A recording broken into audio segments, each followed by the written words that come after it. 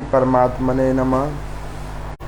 गुरु ब्रह्मा गुरु विष्णु गुरुदेवो महेश्वर, गुरु साक्षात् परब्रह्म तस्मै श्री गुरुवे नमः।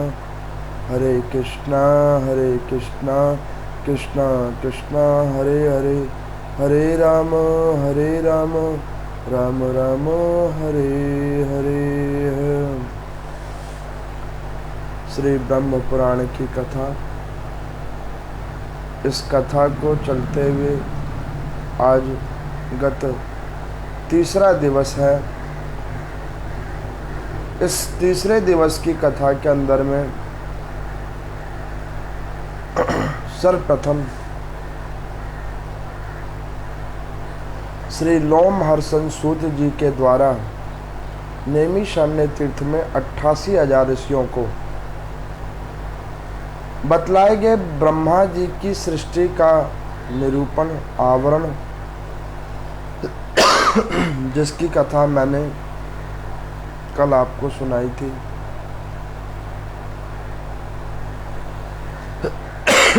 महाराज पृथु, जिन्होंने अपने तप साधना के बल से पृथ्वी को अपनी मानस पुत्री बनाया था और उस पृथ्वी के ऊपर में जीव आत्माओं को कर्म बंधन में कैसे बांधा जाए, उसकी कथाएं मैंने आपको सुनाई थी। मैंने कल महाराज अंग, उनके पुत्र वैन और उनसे महाराज पृथु की कथा आपको, ये 4 अध्यायों वाली कथा को मैंने कल आपको बतलाया था। मैंने ये भी बतलाया था कि देखो, हर जीवात्मा का पृथ्वी लोक पे आने का कोई उद्देश्य होता है। बगैर उद्देश्य के कोई भी जीवात्मा ना तो पृथ्वी लोक पर आता है और ना ही कोई कर्म वो करता है। ये श्रीमन नारायण भगवान पहले ही निर्धारित करके भेजते हैं कि किस जीवात्मा को किस कर्म के साथ क्या क्या फल भोगना है।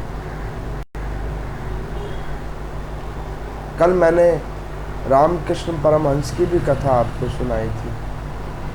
उस कथा में मैंने आपको बतलाया था कि व्यक्ति का वास्तविक पता क्या है। वो भी कथा मैंने आपको सुनाई थी। कुछ अपने अनुभव भी आप लोगों के साथ मैंने साझा किया था, जिस अनुभवों में मैंने ये बतलाया कि व्यक्ति कर्म भोगने के लिए पृथ्वी लोक पर में एक दूसरे का सहायक बन के कैसे आता है, उसको भी मैंने विस्तार पूर्वक आप लोगों के समक्ष अपने अनुभवों के द्वारा उस प्रसंगों को आपको सुनाया था।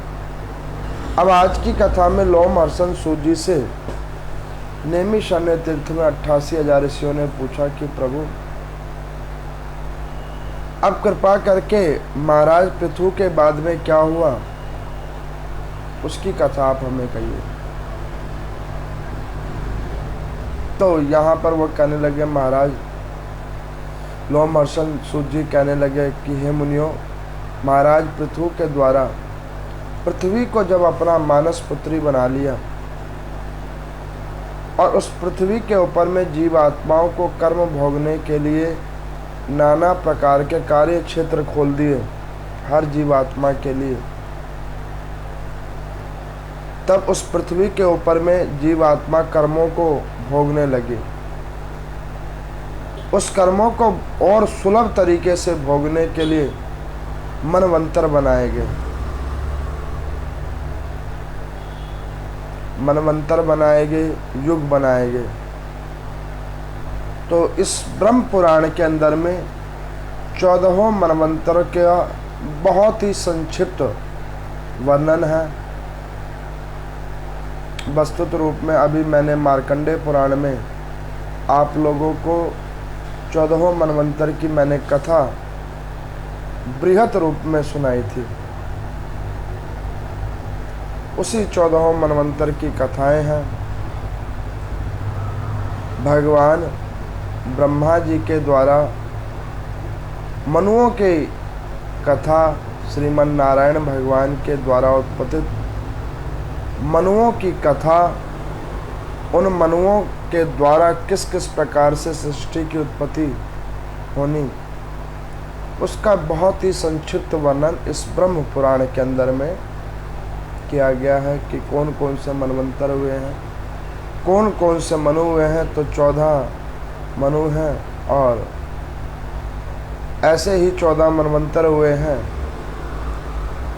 जिसको मैंने अद्भुत रूप में अभी मार्कंडेय पुराण में प्रत्येक मनवंतर की कथा को आपको विवरण सहित पढ़ के सुनवाया था। उसके बाद में इन्हीं मनवंतरों के बाद में राजाओं का चरित्र का वर्णन किया गया है। शुरुआत सूर्यवंश से हुआ है। सूर्यवंश के अंदर में महाराज सगर हुए हैं। इसकी भी अद्भुत कथा मैंने आप लोगों को नाना प्रकारेण रूप से सुनाया। उस सगर महाराज जिनके पुत्र अश्वमेघ यज्ञ के उस अश्व को लेकर, राजसूय यज्ञ का उस अश्व को लेकर पूरे भूमंडल पर घूम रहे थे, कपिल मुनि को उन्होंने क्रोध दिलाया था। भस्म हो गया था उनका पूरा परिवार। और इन्हीं सगर महाराज जी के कुल के अंदर में पतित पावनी भागीरथी रूप मात गंगा, जो श्रीमन नारायण के श्री चरणों में बहती हैं, उनसे जिनका उत्पत्ति हुआ है जल के रूप में, ऐसी पतित पावनी गंगा जी की उत्पत्ति की कथा बिल्कुल संक्षिप्त रूप में इस ब्रह्म पुराण के अंदर में बतलाई गई है। जिस संक्षिप्त रूप से बतलाया है, ठीक मैं उसी प्रकार से आपको इसकी कथा का श्रवण करवाता जा रहा हूँ। मैं आपको बतलाऊं, जैसा कि मैंने आपको पहले दिवस में बतलाया था कि ब्रह्म पुराण बहुत ही अन्य पुराणों से छोटा पुराण है। इसमें कई ऐसे तत्व हैं जो अन्यत्र सारे पुराणों से निकाला गया है। इस पुराण का नाम ब्रह्म क्यों रखा गया है, वो मैं आपको बतलाता हूँ। इस पुराण का मतलब यह है कि ब्रह्म वास्तविक में है कौन, पूर्ण ब्रह्म वास्तविक में कौन है। तो यहाँ पर मैं उसी पूर्ण ब्रह्म की कथाओं को दर्शाते हुए वो लोमहर्षण सूत जी कहते हैं कि ब्रह्मा विष्णु महेश इन तीनों के अलावा कोई भी पूर्ण ब्रह्म नहीं है। ये त्रिदेवों के अलावा कोई भी पूर्ण ब्रह्म नहीं है। ये कथाएं केवल इसी बातों को दर्शाती हैं कि पूर्ण ब्रह्म जो है ये त्रिदेव है। फिर इस कथा के अंदर में महाराज सगर की कथा, भागीरथी की कथा और उस पतित पावनी गंगा के द्वारा, जल के धाराओं के द्वारा किन किन जीवात्माओं की मुक्ति हुई, उनके कुल की कैसे मुक्ति हुई, उसका बहुत ही संक्षिप्त वर्णन है। उसके बाद में इसी सूर्य वंश के अंदर में श्री रामचंद्र जी महाराज आए, जो साक्षात नारायण के स्वरूप हैं। तो उनका भी बड़ा संक्षिप्त वर्णन। और उसके बाद में चंद्रवंश की कथा।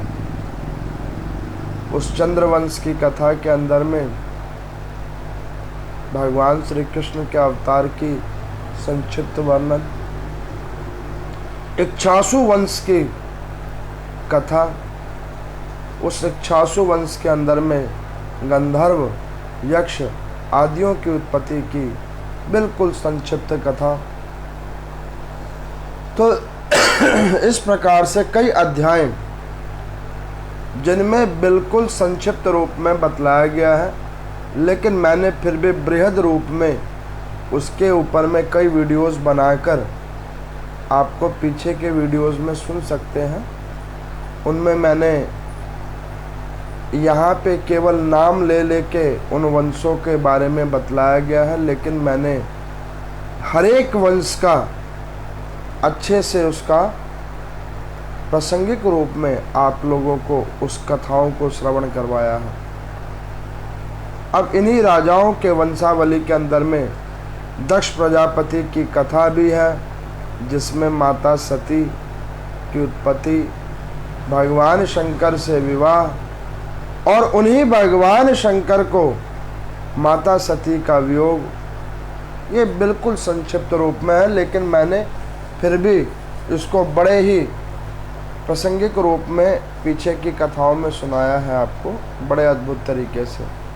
हिमाचल की कथा, मैना के द्वारा पार्वती जी माता को पुनः भगवान शंकर की प्राप्ति होनी, इसकी कथा। यहाँ पर लोमहर्षण सूत जी कहते हैं कि हे देवताओं, हे मुनियों, आप ध्यान से श्रवण करो। आप लोगों को ये लग रहा होगा कि सारी कथाएं मैं संक्षिप्त कहकर आगे बढ़ रहा हूँ, तो इसका अभिप्राय ये नहीं कि मैं गुनावाद नहीं करना चाह रहा हूँ। वास्तविकता तो यह है कि जो ब्रह्म पुराण है, इस ब्रह्म पुराण में केवल त्रिदेवों की लीलाओं का संक्षिप्त वर्णन है, और उसके बाद में उसमें सार तत्व जुड़े हुए हैं। उन सार तत्वों से जीवात्मा किस किस प्रकार से कौन कौन से कर्म करता है, वो कर्मों के विभाजन की कथाएं हैं। वस्तुत रूप में परमात्मा कौन कौन सी लीला किस किस प्रकार से कर रहे हैं, वो लीलाओं का थोड़ा थोड़ा सा रूप, अंश आदि जो है उसका विवरण है। तो यहाँ पर मैं इन्हीं वंशों की कथा के अंदर में एक महाराज इंद्रधुमन हुए हैं, जिनका 3 अध्यायों के अंदर में विवरण है, और उसकी कथा मैं आपको सुना रहूँगा। अभी वही कथा आपको सुनाऊँगा, क्योंकि अभी तक जितनी भी मैंने आपको कथा के बारे में बतलाया, इनका बिल्कुल संक्षिप्त वर्णन है। तो लोमहर्षण सूत जी कहते हैं कि भगवान श्रीमन सूर्य नारायण की महिमा का गुणावाद करते हुए, जिनका आदि मध्य अंत नहीं है, ऐसे सूर्य नारायण भगवान जो माता अदिति के गर्भ से उत्पन्न हुई हैं,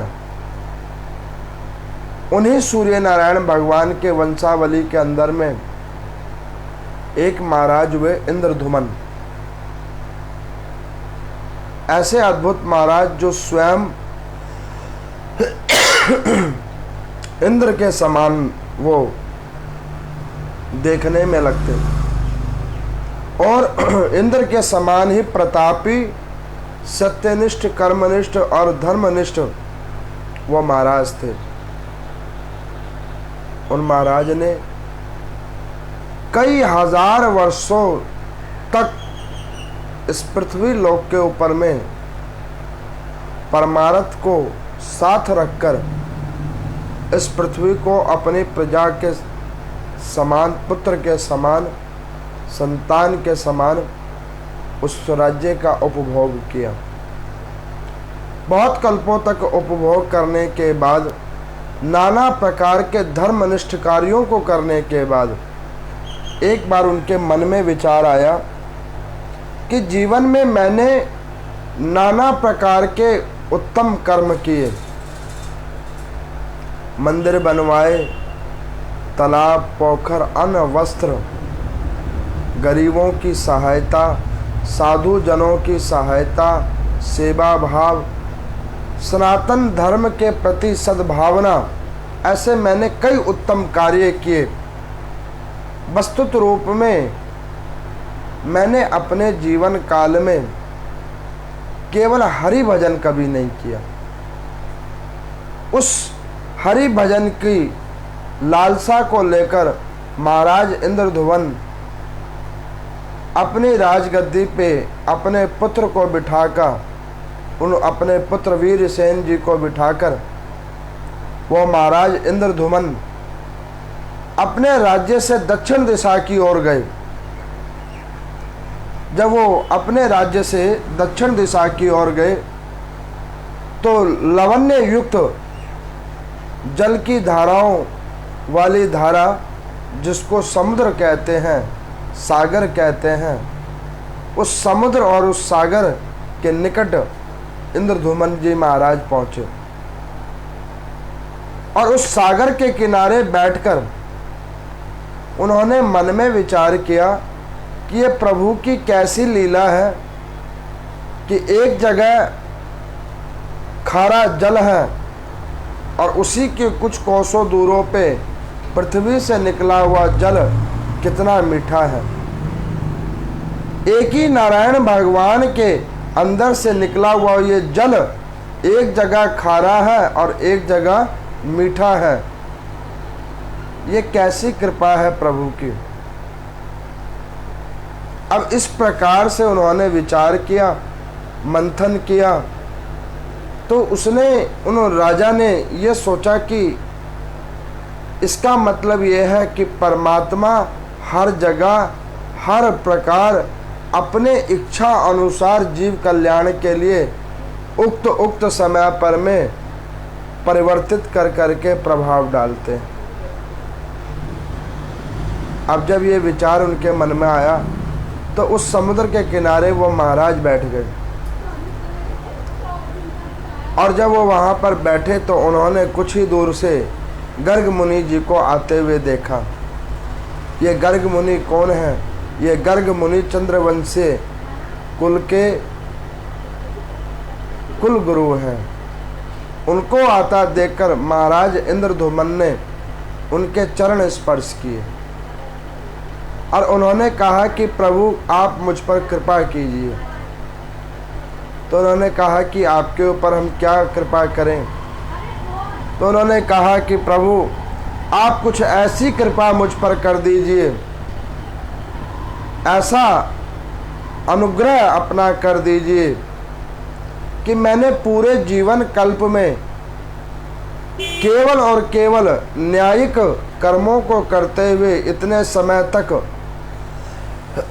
अपने जीवन का अधिकांश भाग अपनी प्रजा के लिए निर्वाह कर दिया।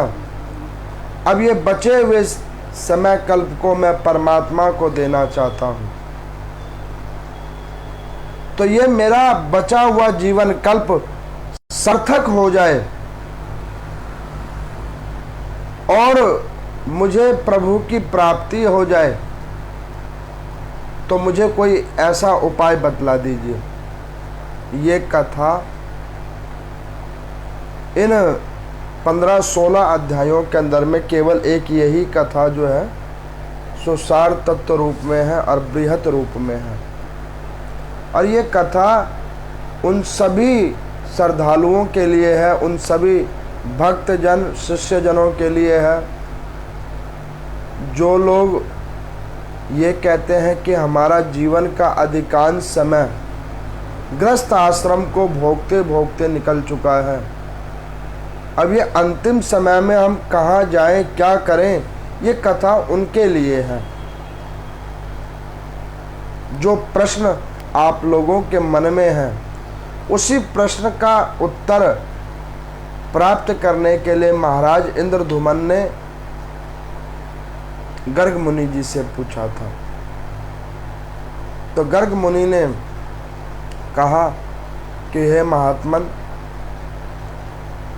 जीवन का जब अधिकांश समय निकल जाए और कुछ समय कल्प अवशेष रह जाए,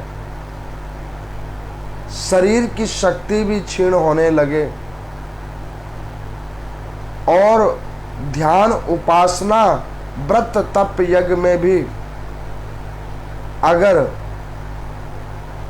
शरीर साथ ना दे, तो उस समय और उस कल्प अवस्था में केवल और केवल नाम संकीर्तन करना चाहिए। केवल और केवल नाम संकीर्तन करना चाहिए। तो उन्होंने कहा कि प्रभु, नाम संकीर्तन तो करना चाहिए, लेकिन मैं किस परमात्मा की नाम संकीर्तन करूं? कौन से भगवान की नाम संकीर्तन करूं? तो गर्ग मुनि कहते हैं कि परमात्मा अलग नहीं है, परमात्मा सब एक ही है। मेरे को भी कभी कई लोग पूछते हैं कि पंडित जी,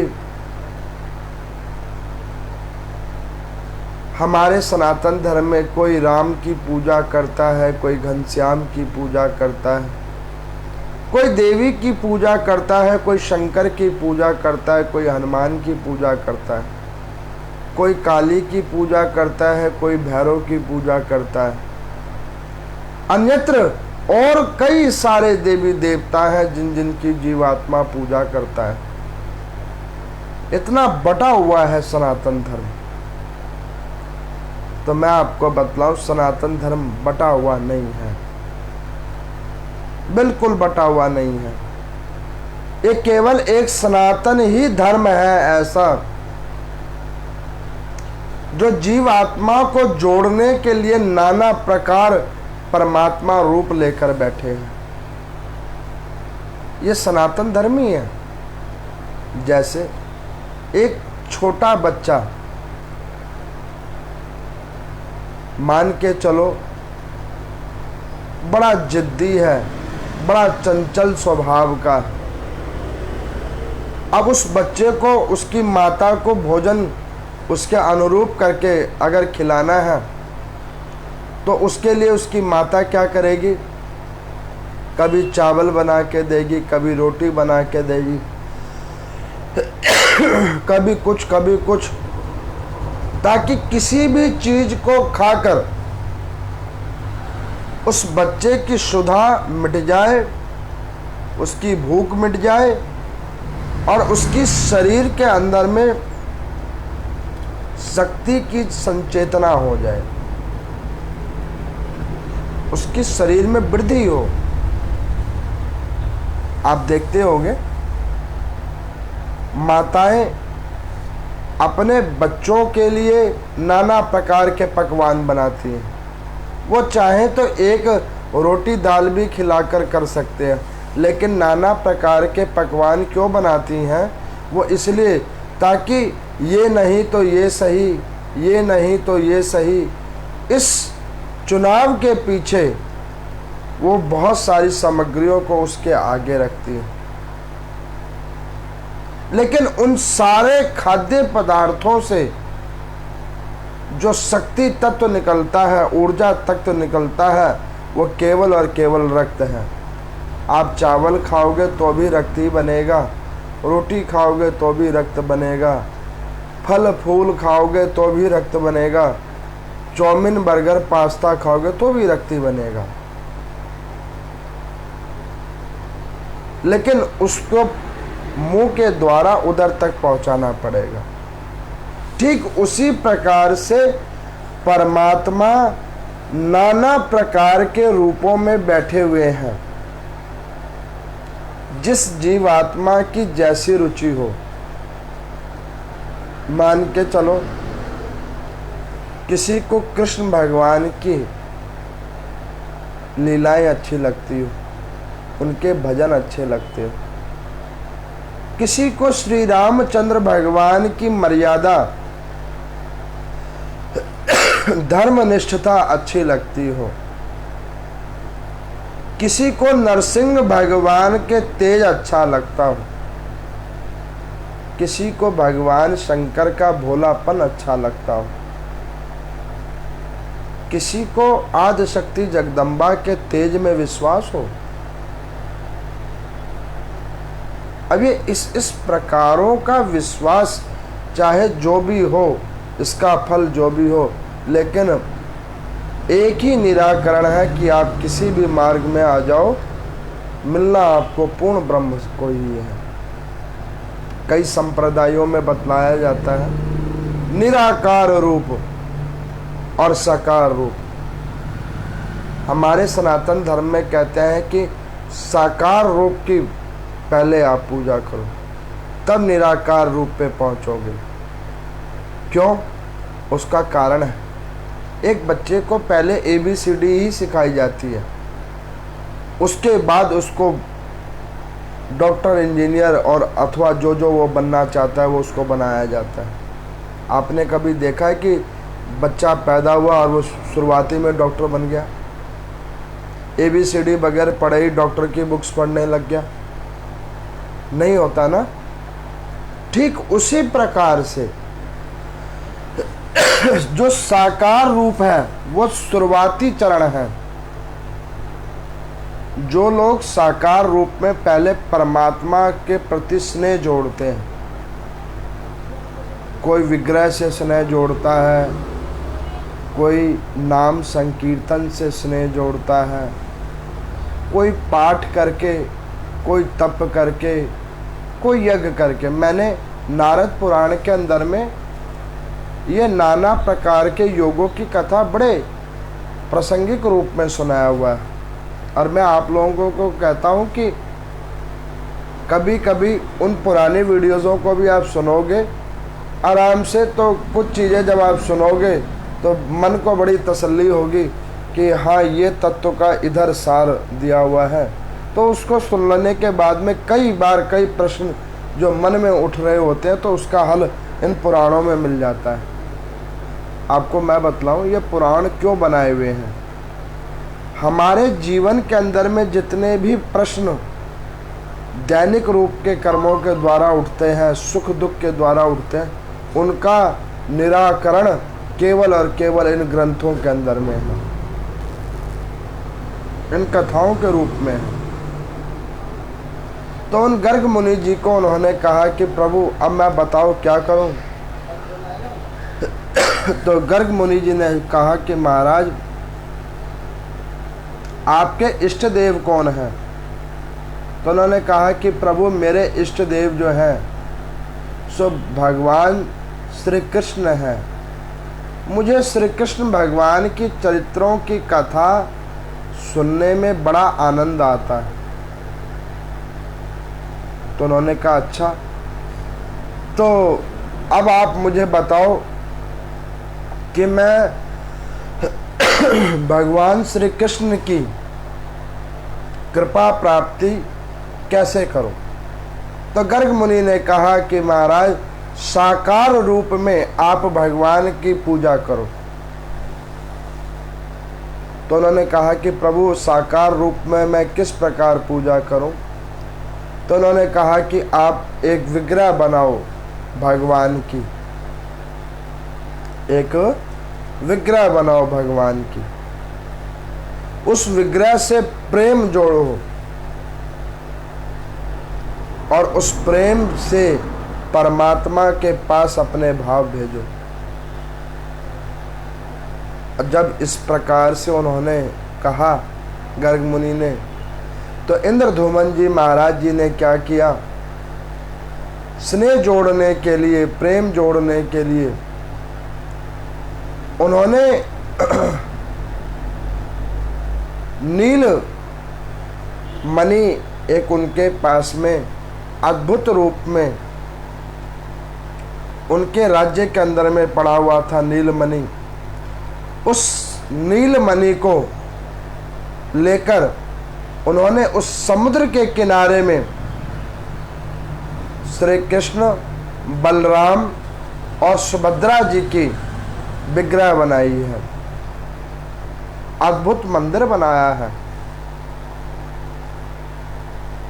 और उस मंदिर का निर्माण करने के बाद वो नीलमणि श्रीमन नारायण के प्रारूप श्री कृष्ण भगवान के विग्रह के अंदर में उस नीलमणि को जड़वाया है। बहुत समय तक वहां पर बैठकर भगवान की उन्होंने उपासना की है।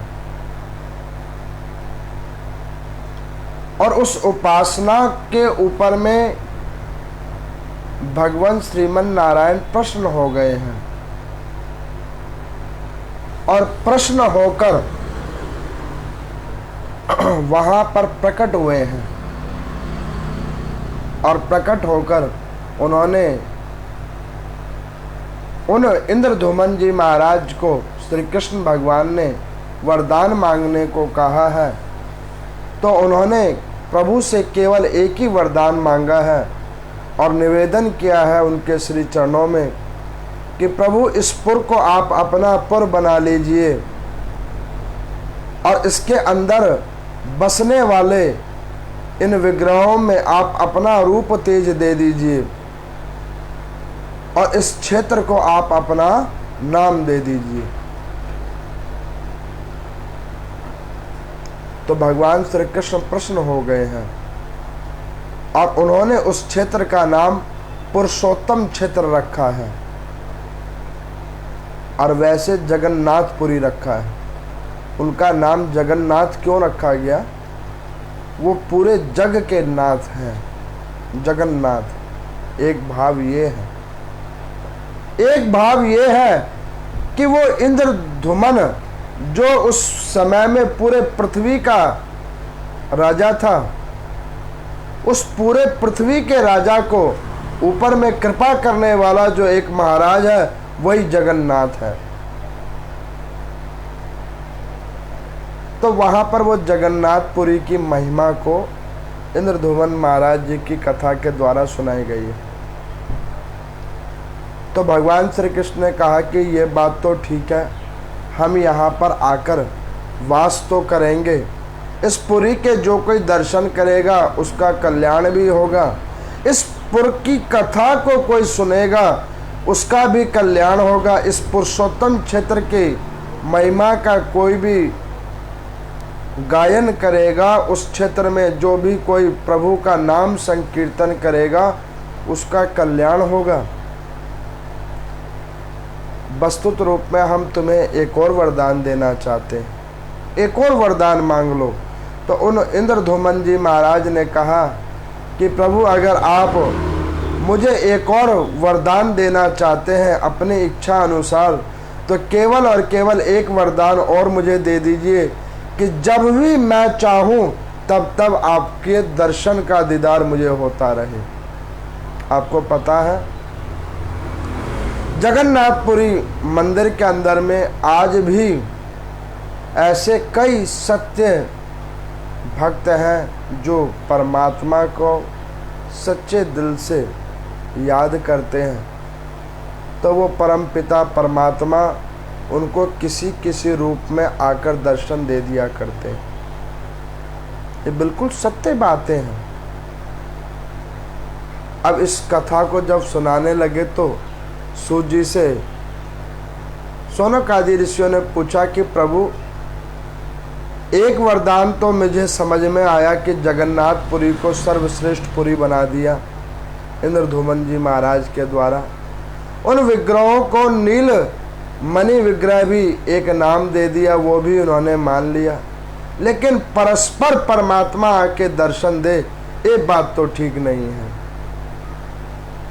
वो कहने लगे कि भैया ये कथा तो द्वापर युग की कथा है, वो परमात्मा तो अभी कलयुग में भी बहुतों को दर्शन दे रहे हैं। तो कहने लगे कि कलयुग में? तो कहने बिल्कुल। मेरे को एक बार किसी ने पूछा था कि पंडित जी ये सूत जी कहाँ गए, ये मुनिगण कहाँ गए? तो मैं आपको बतलाऊं, सूत जी कहीं नहीं गए, व्यास जी कहीं नहीं गए, सप्तऋषि कहीं नहीं गए, ये सब पृथ्वी लोक पर में इस कलयुग में भी व्याप्त है। अब बताऊं मैं आपको कि कौन कहाँ है? जिस जगह पर, जिस क्षेत्र पे कहीं पे भी धर्मनिष्ठ कार्य होता हो और उस पे एक गद्दी बनाए जाए, जिस पे परमात्मा अथवा परमात्मा स्वरूप ग्रंथों को रखा जाए तो उसे व्यास गद्दी कहते हैं। और उस व्यास गद्दी के अंदर में वेद व्यास अपने रूप में बैठे होते हैं। उसी गद्दी के ऊपर बैठकर कोई भी वक्ता जब उन पुराणों ग्रंथों की कथा का विवेचन करता है, धर्म कार्य आदि को करता है, तो उसके कंठ के ऊपर में सरस्वती रूप में सूर्य जी आकर विद्यमान हो जाते हैं। तभी वो कथा कहने के लिए सक्षम हो पाता है। एक बार मेरे मन में एक प्रश्न आया था, ये मेरा अपना अनुभव है। मैंने आपको बताया था ना कि बीच बीच में मैं अपना अनुभव भी आप लोगों के साथ साझा करूंगा, तो ये मेरा अपना अनुभव है। एक बार मेरे मन में आया कि ऐसा मेरे साथ कई बार हुआ है कि मैं कथा तो कुछ और कहना चाहता हूँ और जब ग्रंथ खोलता हूँ तो उस समय कुछ और ही कथा हो रही होती है। मन के भाव तो कुछ और जोड़ के आता हूँ, लेकिन जब ग्रंथ खुलता है, कथा कहना शुरू करता हूँ तो कुछ और ही हो जाता है। तो इस बात को मैं बड़े समय तक सोच रहा था, बहुत समय तक ये बात को मैं सोच रहा था। तो सोचते सोचते बहुत समय बीता, तो एक दिन ऐसे ही मेरे को बड़े भाग्य जागृत हुए, तो मैं काशी विश्वनाथ जी के दर्शन करने के लिए गया। तो काशी विश्वनाथ जी के जब मैं दर्शन करने के लिए गया तो विश्वनाथ महादेव के दर्शन किए, पूजा अर्चन किया। तो उस गंगा के किनारे पे एक सूरदास जी बैठे हुए थे। वो श्रीमन नारायण भगवान का और भगवान शंकर का भजन कर रहे थे। तो उसको सुनने के लिए बहुत सारे लोग भी वहाँ पर उस गंगा के किनारे पर, जो राजेंद्र प्रसाद जी का घाट है, मेन घाट, दशमेव घाट, उस घाट के किनारे में वो बैठकर कीर्तन कर रहे थे। तो मैं भी वहीं पे बैठ गया। कई लोगों को कीर्तन में भी राजनीति नजर आती है और कईयों को कीर्तन में परमात्मा नजर आते हैं। ये देखने देखने का अपना अपना विचार है। अब मैंने वहाँ पे गया तो मेरे को वो कीर्तन थोड़ा अच्छा लगा, तो मैं वहाँ बैठ गया। मैं वहाँ पे बैठ के सुनने लगा। तो गंगा के किनारे और कहीं पे हरि नाम संकीर्तन हो, तो इससे बड़ा पुण्यदायी कर्म कौन सा हो सकता है। मैं वहाँ पर बैठकर सुनने लगा। तो वो कीर्तन कर रहे थे। कीर्तन करते करते वो क्या कहते हैं सूरदास जी कि हे गंगा, एक तू नदी के रूप में बह रही है, जल के रूप में बह रही है, और मैं एक सूरदास इसी भजन को, इसी कीर्तन को जल के रूप में बहला रहा हूं। तेरा आखिरी ठिकाना सागर है और मेरा आखिरी ठिकाना इन भक्तों के कान के द्वारा इनका मन और हृदय है। तेरा धारा का स्रोत श्रीमन नारायण भगवान के श्री चरणों से शुरू हुआ है, और मेरा भी ये कीर्तन मेरे अंदर बैठा हुआ वो परमात्मा, उसके श्री चरणों से निकला है। तू गंगा सागर में जाकर मिलती है, और मैं इस कीर्तन को जो जो सुनता है उसके अंदर बैठे हुए परमात्मा में जाकर उनको मिला दिया करता हूं। तो उनका ये भाव मैंने सुना, मुझे बड़ा आनंद आया। तब मुझे ये पता लगा कि वास्तविक रूप में जो कोई व्यास की गद्दी पर बैठकर कोई कथा कहता है, वो कथा उसके इच्छा से नहीं होती। फिर वो प्रवक्ता अपने इच्छा से तब नहीं कहता, तब तो वो कथा उसके अंदर बैठे हुए परमात्मा उन सुनने वाले जीवात्माओं के अनुरूप होकर कहते हैं। ये ऐसा मेरे साथ कई बार हुआ है। ये एक आध बार की बात नहीं है। ये मैं कथाएं तो आज मैं 5-7 साल से ज़्यादा से कर रहा हूँ। सिर्फ शिव महापुराण सुनाता था और कुछ महीनों के पर्व और कुछ महात्मों को सुनाता था, लेकिन 8 महीने से तो मैं कंटिन्यू कथा आप लोगों को सुना रहा हूँ। इन 8 महीनों में ये मैंने अपने अंदर में अनुभव किया कि मैं कहना तो कुछ और चाहता था, लेकिन उस कथा और क्रम के अंदर में परमात्मा ने कुछ और कहलवा दिया है। इसको सुनने के बाद, और कई बार तो आपको बड़ी आश्चर्य की बात होगी कि कुछ कथाएं जो मैं आप लोगों को सुनाता हूँ, वो कथा पढ़ते और कहते समय ही मस्तिष्क में आती हैं, ठीक उसी समय। और जब कथा संपन्न हो जाती है तो वो मेरे दिमाग से भी निकल जाती हैं, और ऐसे निकल जाती है दिमाग से, जब तक मैं उनको दोबारा नहीं सुनता तब तक मुझे ध्यान भी नहीं आती कि अच्छा ये कथा भी मैंने सुनाई थी।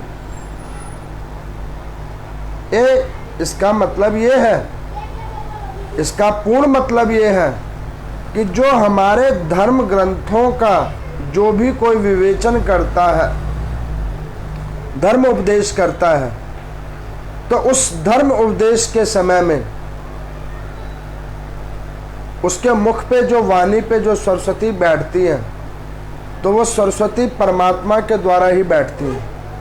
वो वही चीज बोलेगी जो परमात्मा आगे उसको कहलवाना चाहते हैं। आप देखते होंगे कई लोगों के कीर्तनों में, आप देखते होंगे कि माता आ जाती है। आपने देखा होगा कई ऐसे सिद्ध योगी संत होते हैं जिनकी वाणी सिद्ध और शक्तिमय होती है। वो अपनी वाणी से कुछ कहते हैं तो वो सत्य हो जाता है। अब आप सोचोगे कि उस व्यक्ति की शक्ति है, नहीं, उस व्यक्ति की कोई शक्ति नहीं है। उस व्यक्ति की सिर्फ साधना है, और वो ऐसी साधना है जिस साधना को परमात्मा सत्य कर देते हैं दूसरों के लिए, दूसरों के कार्य संवारने के लिए। अब आपको एक छोटा सा हास्य प्रसंग सुनाता हूँ, आपको बड़ा आनंद आएगा। एक इसी जगन्नाथपुरी के अंदर में एक भगवान के अनन्य भक्त थे जिनका नाम था माधव दास जी। बड़े अनन्य भक्त थे भगवान श्री कृष्ण के। इतना स्नेह था, हो सकता है ये प्रसंग मैंने आपको बीच में 1-2 बार और सुनाया होगा, लेकिन इस प्रसंग का एक अपना ही आनंद है। तो वो आनंद में आनंद मुझे याद आया, तो मैंने आपको पुनः सुनाना उत्तम समझा। तो वो माधव दास जी परमात्मा श्री कृष्ण के इतने अनन्य भक्त थे कि परमात्मा उनके पास आ जाया करते और उनसे बातें किया करते थे। कई लोगों को इस कथा के ऊपर विश्वास नहीं होगा। ये सिर्फ विश्वास उन्हीं लोगों को नहीं होगा जिनका अभी तक ज्ञान चिंतन रूप खुला नहीं होगा। जिन लोगों को परमात्मा का तथ्य पता नहीं होगा, केवल उन्हीं को विश्वास नहीं होगा। जिनको परमात्मा तत्व का बोध हो गया होगा इन कथाओं को सुनते सुनते, तो शायद उनको यह विश्वास होगा कि ये कथा सत्य होगी। लेकिन ये कथा पूर्ण सत्य है, ये भी धर्म ग्रंथों की कथा है। तो वो माधव दास जी दैनिक रूप में भगवान श्री कृष्ण को देखते, भगवान आते, उनसे बातें करते। बहुत समय बीता। प्रौढ़ावस्था के संत, आयुवान संत और श्री कृष्ण भगवान आते और उनके साथ लीला करते। हमारे धर्म ग्रंथों में इसीलिए कहा जाता है कि साधु जनों, ब्राह्मण जनों और गुरुजनों का सम्मान करना चाहिए। क्यों करना चाहिए? पता नहीं कौन किस वक्त, कौन से देवता, कौन सी देवी किसी रूप में उस संत, उस ब्राह्मण, उन गुरुजनों के मुख के ऊपर बैठी है, ये इसे कोई नहीं जानता। और वो कब उसके द्वारा कहे गए वचनों को सिद्ध हो जाएंगे ये भी कोई नहीं जानता। तो माधव दास जी के पास में रोज भगवान आते और उनके साथ हंसी आदि का क्रियाकर्म करते। एक दिन भगवान श्री कृष्ण आए और माधव दास जी के पास बैठ गए और थोड़ा सा मुंह लटका लिया। तो माधव दास जी ने पूछा कि प्रभु क्या बात है, आज आपका मुंह लटका हुआ है, क्या हो गया, आज आपने भोजन प्रसादी अच्छे से नहीं ली क्या? तो भगवान कह रहे कि नहीं, भोजन तो हमने लिया, अच्छे से भोग आदि भी लगा, लेकिन आज फिर भी हमारा मन थोड़ा उदास है। तो उन्होंने कहा कि प्रभु आप बताओ कि आपका मन क्यों उदास है? तो उन्होंने कहा कि मेरा मन जो उदास है उसके कारण हो तुम। तो उन्होंने कहा कि प्रभु मैं हूँ कारण? तो कहने लगे कि हाँ तुम हो कारण।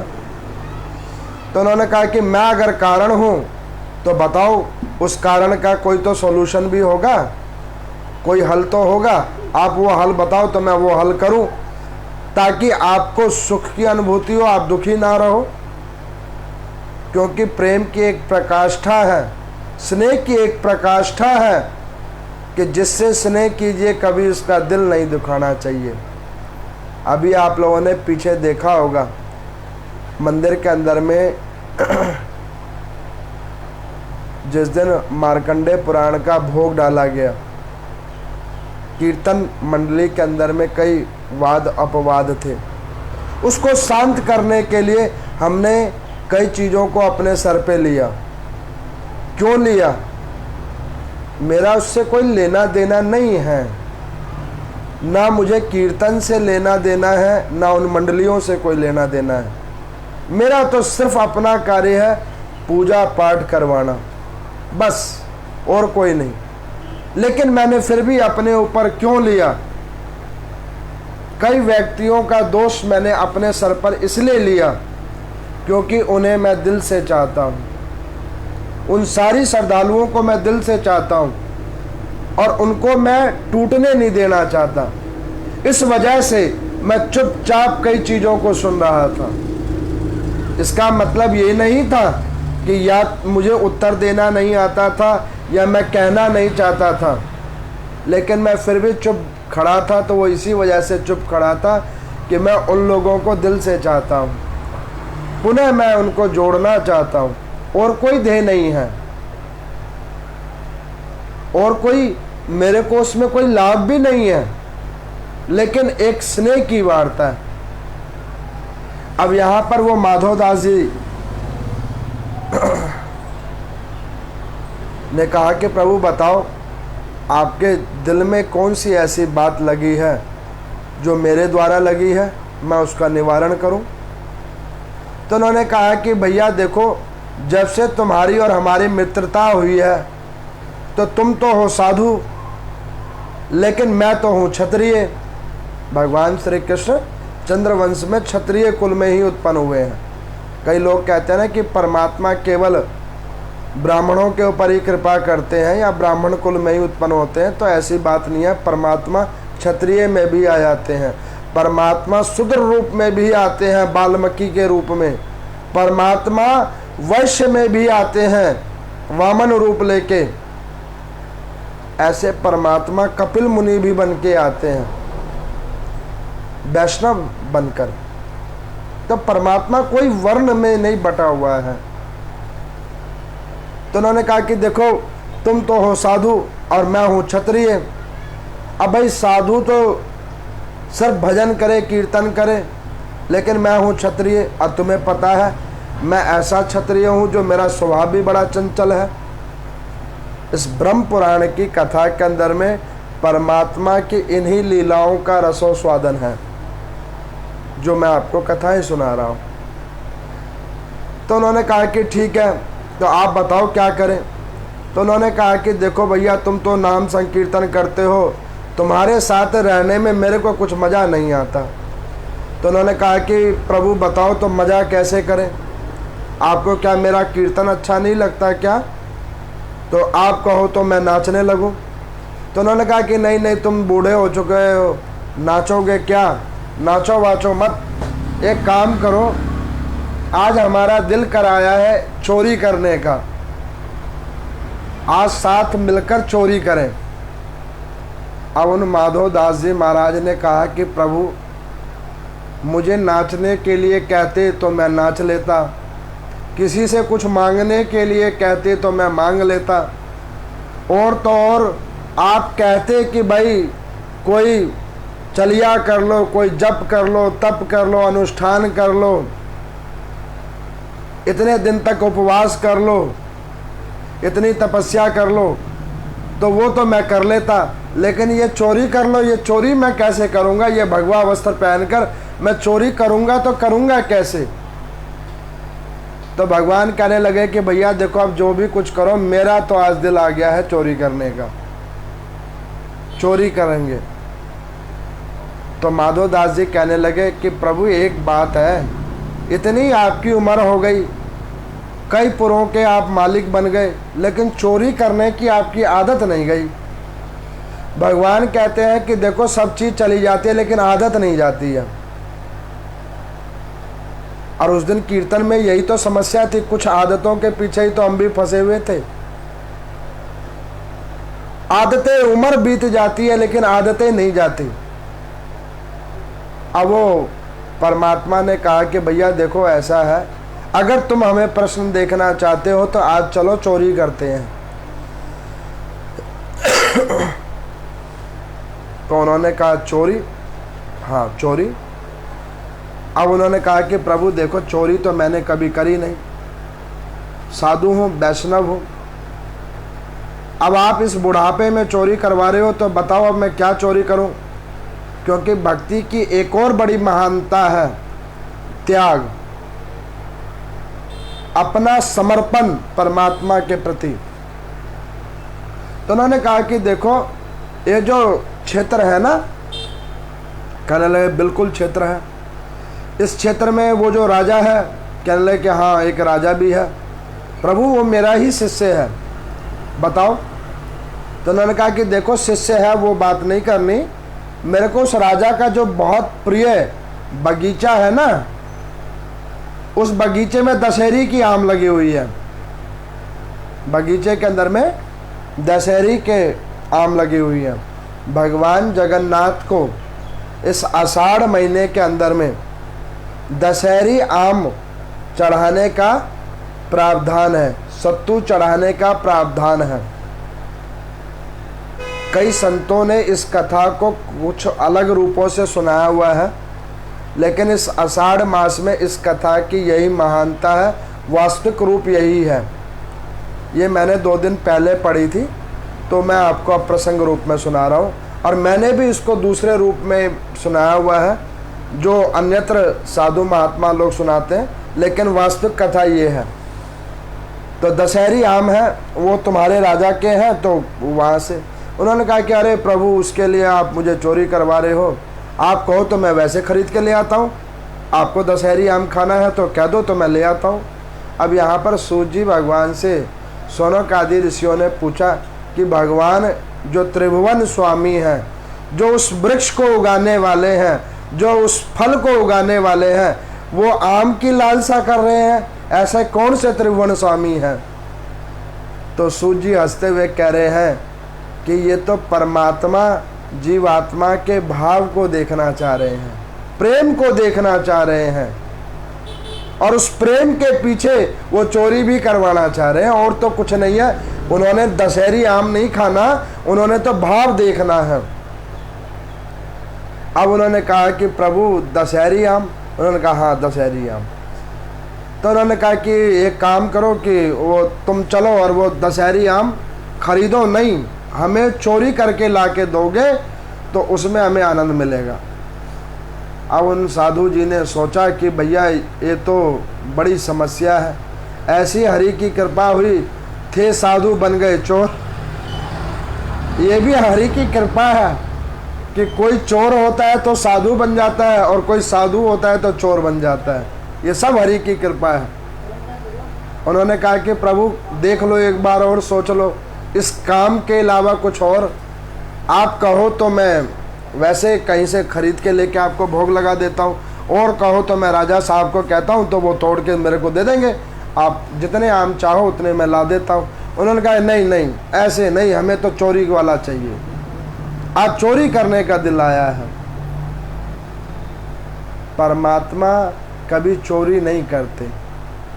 परमात्मा उन चीज़ों को हमारे जीवन से हटा देते हैं जो हमें सत्कर्मों से विपरीत दिशा में ले जाते हैं। उसको कोई चोरी समझ ले तो चोरी समझ ले। अब जब इस प्रकार से कहा तो माधोदास जी कह रहे कि अच्छा ठीक है, कल सुबह चलेंगे, लेके आ जाएंगे।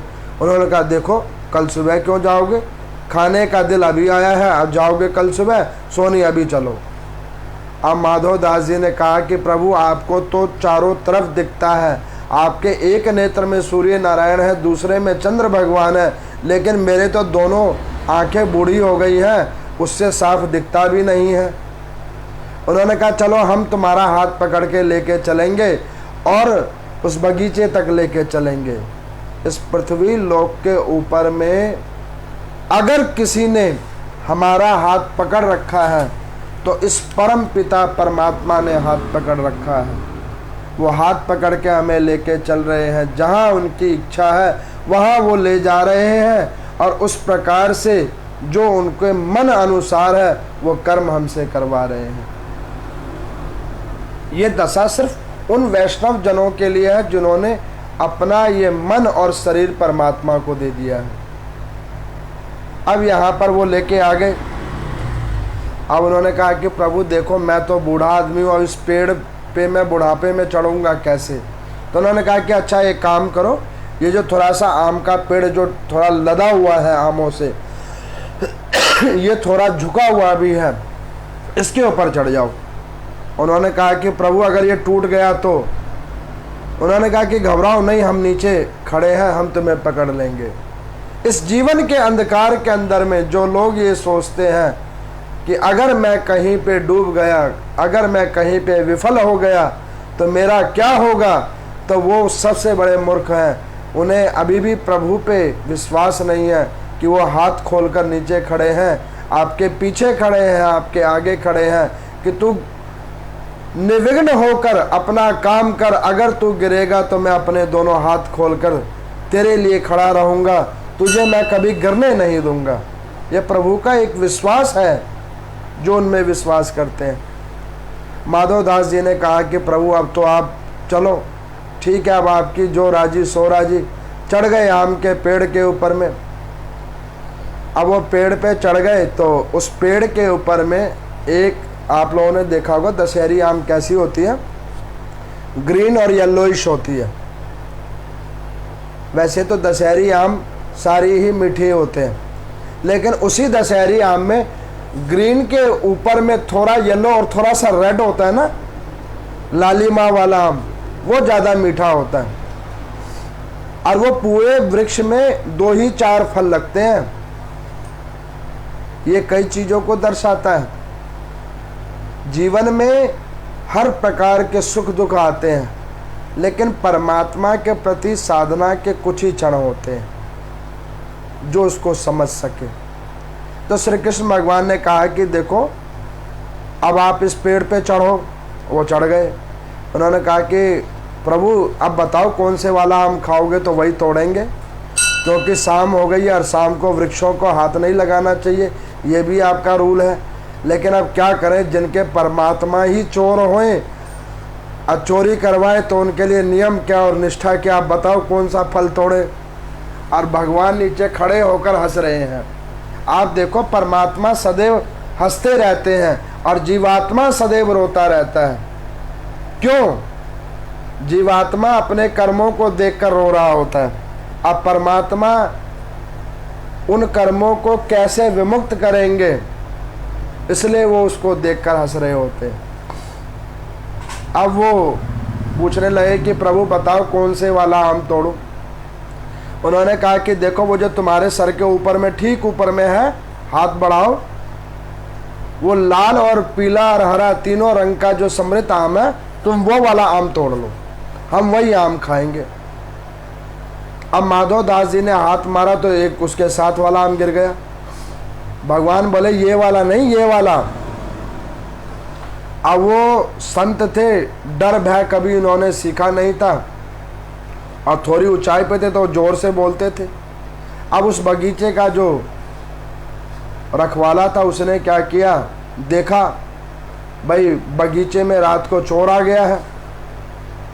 अब उसने क्या किया कि उन महात्मा जी को पकड़ लिया, खींच खांच के पकड़ लिया, खींच खांच के पकड़ लिया। और ज्यों ही महात्मा जी को पकड़ लिया, भगवान वहां से गायब हो गए। भगवान अंतर ध्यान हो गए। अब वो माधव दास जी कहने लगे कि ये तो परमात्मा ने मुझे सही जगह फंसाया, आम तोड़ने के बहाने इस पहरेदारों के हाथ फंसाया। हम लोग भी कई बार कहते हैं कि वाह प्रभु, सारे दुख हमारे ही भाग्य में दे दिए, सुख कहीं नहीं दिया, केवल दुख ही दुख दे दिया। अरे नहीं भैया, परमात्मा ने कभी दुख नहीं दिया, वो तो कर्म ही हमने ऐसे कर रखे हैं, उसमें सुखों की जगह आए तो आए कहाँ से। अब उन माधव दास जी जैसे तैसे करके नीचे उतरे। अब उसने जी उनको पकड़ लिया तो पहरेदारियों के पास ले गए, हाथ पांव बंधवाए, जेल के अंदर उनको ले गए। अब देखो, ऐसे साधु, ऐसे संत, पूर्ण वैष्णव जो परमात्मा के कहने पे चोरी करने के लिए गए और उनकी रजा के पीछे उनको जेल में डाल दिया गया।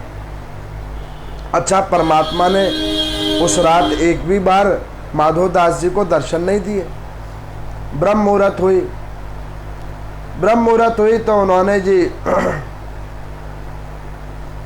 उन पहरेदारों ने उन माधव दास जी को लेकर राजा साहब के पास पेशी करने के लिए ले गए।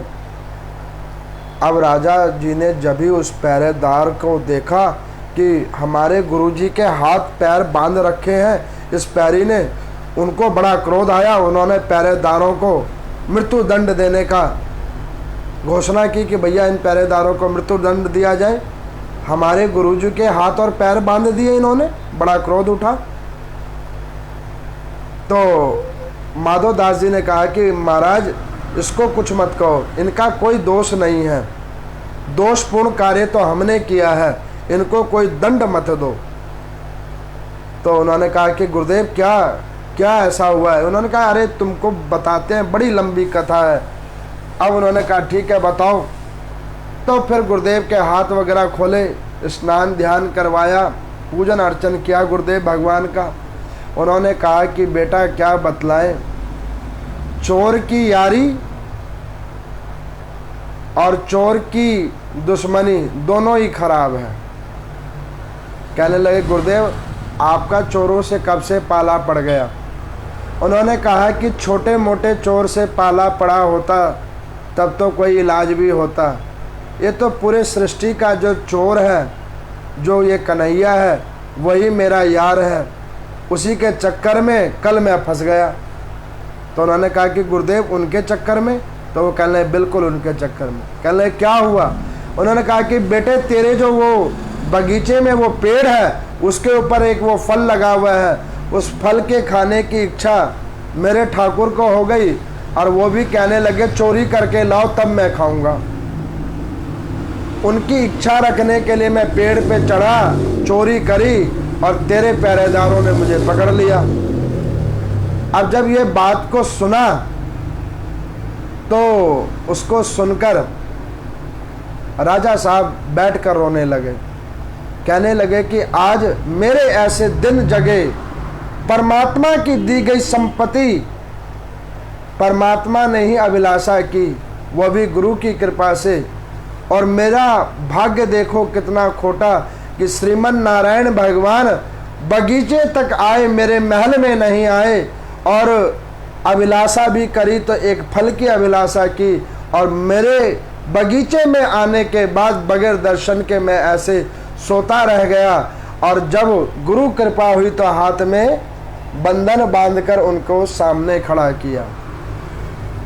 अब इसको सुना, राजा ने क्या किया, बुलवाया अपने मंत्रियों को।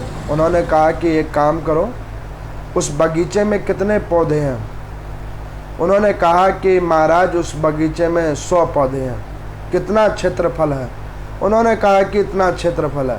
उन्होंने कहा कि इतने ही क्षेत्रफल के अंदर में और इतने पौधे लगवाओ और उस जमीन की जो रजिस्ट्री है वो मेरे गुरुजी को दे दो और उनको कह दो कि ये भगवान श्री कृष्ण के श्री चरणों में चढ़ा देंगे, क्योंकि शास्त्रों में ये भी वर्णित है कि जिन गुरुजनों की कृपा कीजिए, जिनकी साधना कीजिए, जिनकी पूजन अर्चन कीजिए, वही हरि की प्राप्ति करवा सकते हैं।